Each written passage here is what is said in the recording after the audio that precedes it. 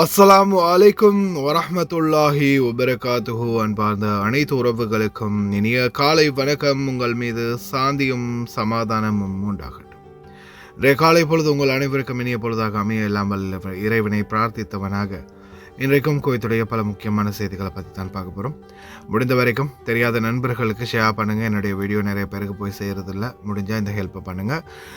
தொடர்ந்தும் பாருங்கள். குவைத்துடைய தினார் மதிப்பு உள்ளதா பார்த்தலாம். இலங்கைக்கான ரூபாயில் ஒரு தினாரின் மதிப்பு 1049 ரூபாய் 97 உள்ளது. இந்தியாவின் ரூபாயில் ஒரு தினாரின் மதிப்பு 306 ரூபாய் 7 உள்ளது. இது அல் முசைன் எக்ஸ்சேஞ்சினுடைய அப்ளிகேஷன் ஆன்லைன் ரேட் ஆகும். குவைத்துடைய பல பகுதிகளிலையுமே அல் முசைன் எக்ஸ்சேஞ்ச் பிரான்ச் இருக்குது. அதே மாதிரி ஜெமியாக்கள்லையும் அவங்களுடைய மெஷின்கள் இருக்குது. உங்களுடைய பணத்தை அனுப்பிக்கொள்ள முடியும். குவைத்துடைய பல எக்ஸ்சேஞ்சுகள்லையுமே அக்கௌண்ட் நம்பரை மறைச்சிடுறாங்க. இதை பற்றியும் உங்களுக்கு தொடர்ந்துமே தெரிவித்தாது. நீங்கள் ஏதாவது ஒரு புதிய எக்ஸ்சேஞ்சுக்கு பழைய பற்றுச்சீட்டோடு போகிறீங்களா இருந்தால் நிச்சயமாக அதில் அக்கௌண்ட் நம்பர் சரியாக இருக்கா அப்படின்றத செக் பண்ணிக்கோங்க. அப்படி இல்லாத பட்சத்தில் எழுதிட்டு போனாலும் பிழை இல்லாத அக்கௌண்ட் நம்பர் எழுதிட்டு போங்க. ஏதாவது ஒரு நம்பர் பிழைத்தாலும் கூட உங்களுடைய பணம் நாட்டுக்கு போய் சேராது.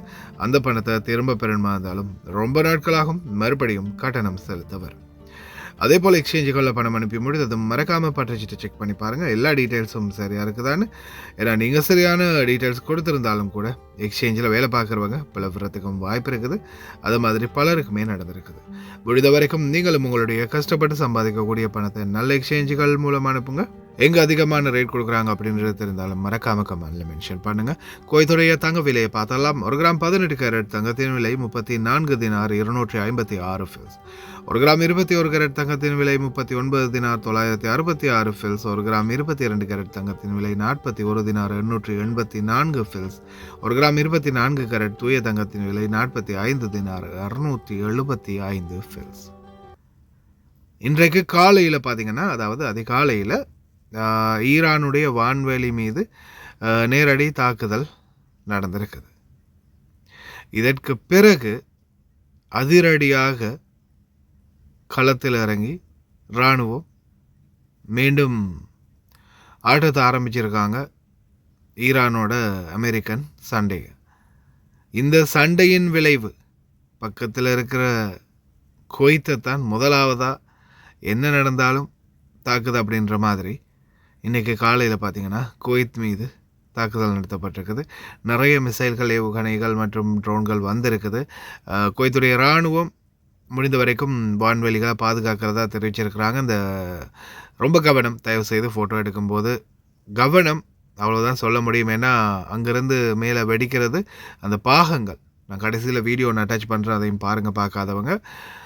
அந்த பாகங்கள் விழுகிறதுலையும் ஆபத்து இருக்குது. தயவு செய்து கவனம். பார்ப்போம் என்ன தான் நடக்குதுன்னு. அடிச்சுக்கிட்டே இருக்கிறானுங்க, முடிவில்லாமல் போயிட்டுருக்குது. சம்மர் சீசன் ஆரம்பமாகுது. எதிர்வரும் 7ஆம் தேதியிலேருந்து இன்னும் சூடு ரொம்ப அதிகரிக்க போகுது. வானிலை ஆய்வாளர்கள் எச்சரிச்சிருக்கிறாங்க. அதே போல் குவைத்துடைய ministry of electricity and water renewable energy தயவு செய்து மின்சாரத்தை இனி வரும் நாட்களில் சிக்கனமாக பாவிக்குமாறு கேட்டுக்கொண்டிருக்கிறாங்க. உங்களுக்கே தெரியும், கடந்த காலங்களில் குவைத்தில் மின்சார தட்டுப்பாடு எப்படி இருந்துச்சுன்னு. அதே மாதிரி இந்த நாட்களில் இன்னும் அதிகமான பிரச்சனைகள். ஏன்னா இப்போ இந்த மிசைல் வேறு, அது வேறு, இது வேறு விழுகுது. இன்னும் மறுபடியும் மின்சார தட்டுப்பாடுகள் வர்றதுக்கு வாய்ப்பு இருக்குது. கவனமாக இருங்க. குவைத் ஏர்போர்ட், இன்டர்நேஷ்னல் ஏர்போர்ட் என்ன தற்போதைய நிலைமை? என்னப்பா திறக்கிறாங்களா இல்லை என்ன அடியோட சத்தம் இல்லாமல் அப்படியே சைலண்ட் ஆகிட்டாங்களா அப்படின்னு கேட்டிங்கன்னா, இன்ஷா அல்லாஹ் திறந்துருக்கிறாங்க. இன்றைக்கி பார்த்திங்கன்னா குவைத்துடைய சர்வதேச விமான நிலையம் பல மாற்றங்களோட உங்களுடைய வரவை நாடி காத்திருக்குது அப்படின்னு சொல்லலாம். குவைத்துடைய குவைட் நியூஸ் அத்தாரிட்டி கூனா பப்ளிஷ் பண்ணின வீடியோவில் பார்த்திங்கன்னா இந்த காட்சிகளை நீங்கள் பார்க்க முடியும். பல மாற்றங்களை கொண்டு வந்திருக்கிறாங்க. நிறைய டிஃப்ரெண்ட்களை கொண்டு வந்திருக்கிறாங்க. இன்ஷா அல்லாஹ் எந்த பிரச்சனையும் இல்லாமல் தொடர்ந்து செயல்படட்டும். குவைத் சர்வதேச விமான நிலையம் திறந்து ஆரம்பிச்சிட்டாங்க அப்படின்ற சந்தோஷமான செய்தியை தொடர்ந்து மக்களுக்கு பகிருங்க. அதே போல் ரொம்ப கவனம், பினதர் பீச்சில் பார்த்திங்கன்னா குவைத்துடைய பினதர் பீச்சில் இதோ சுறா மீன் சுற்றி திரியுது மக்களே. தயவு செய்து ரொம்ப கவனம். இந்த குழந்தைகளை கூட்டிகிட்டு கடலோரமாக விளையாட போகிறவங்க அல்லது கடலில் இறங்கி குளிக்க போகிறவங்க அல்ல காலையாவது நினைப்போமே அப்படின்னு சும்மா காலை நினைக்கிறதுக்காவது போகிறீங்களா இருந்தாலும் ரொம்ப கவனம். சுறா மீன்களுடைய புழக்கம் இருக்குது அப்படின்றத தெரிவிச்சிருக்கிறாங்க. அதே போல் குவைத்துடைய அல் சால்ஹியா பகுதிகளில் உள்துறை அமைச்சகம் மற்றும் உணவு பாதுகாப்பு குழு இணைந்து அதிரடியாக நடத்தப்பட்ட சோதனையில் சட்டவிரோதமாக எந்த ஒரு அனுமதியும் இன்றி உணவுகள் தயாரித்து விநியோகம் பண்ணும் ஒரு குழு சிக்கியுள்ளது. தயவு செய்து ரொம்ப கவனம். உணவுகள் சாப்பாடு சமைச்சு விற்கிறது சட்டப்பூர்வம் இல்லாமல் லைசன்ஸ் இல்லாமல் பண்ணினீங்கன்னா மிகப்பெரிய தண்டனைக்கு உட்படுத்தப்படுவீங்க.